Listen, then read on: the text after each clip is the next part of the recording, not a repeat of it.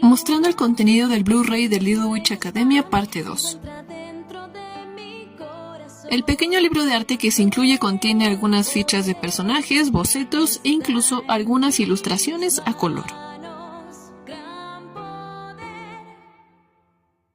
Es bastante cómodo hojear este cuadernillo, aunque sí dan ganas de que fuera un poco más grande para apreciar todos los detalles.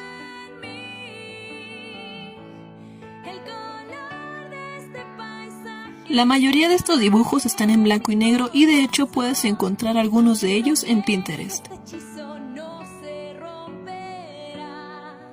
Prácticamente no hay nada de texto en este cuadernillo, así que está diseñado para que lo disfrutes sin ningún tipo de barrera de idioma.